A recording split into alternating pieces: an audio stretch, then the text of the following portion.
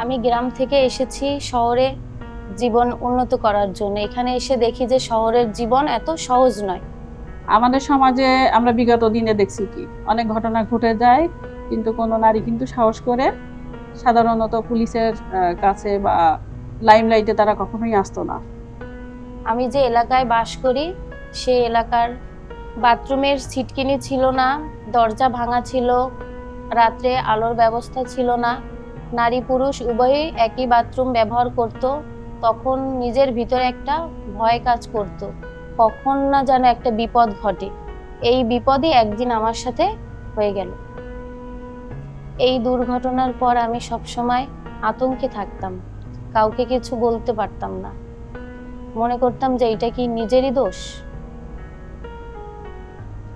প্রান্তিক পর্যায়ে যাচ্ছি, ছিলাম এড়িয়ে যাচ্ছি, স্কুল কলেজগুলোতে যাচ্ছি, আমাদের প্রচারণার হার দিন দিন যত বৃদ্ধি পাচ্ছে, আমাদের কিন্তু তখন আমাদের কাছে অভিযোগগুলো বেশি মাত্রায় আসতেছে। তখন আমরা সমস্যার সমাধান করতেছি। আমাদের এলাকায় নবলোক ওয়াটার এইড থেকে কিছু আপারা, কিছু ভাইরা এসে আমাদের সেশন নেয়।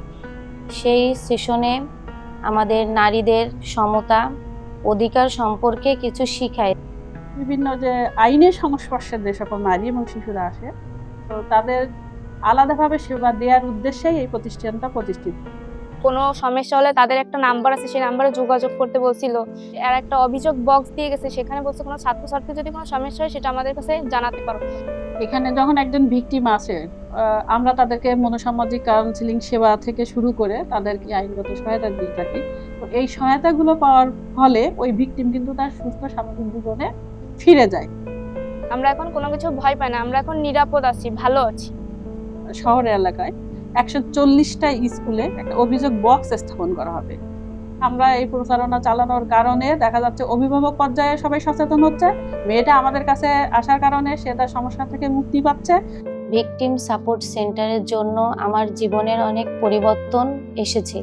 এছাড়াও আমাদের কমিউনিটিতে আশেপাশে মহিলাদের ভিকটিম সাপোর্ট সেন্টার সম্পর্কে জানাই এবং আমরা একে অপরের সাথে আছি।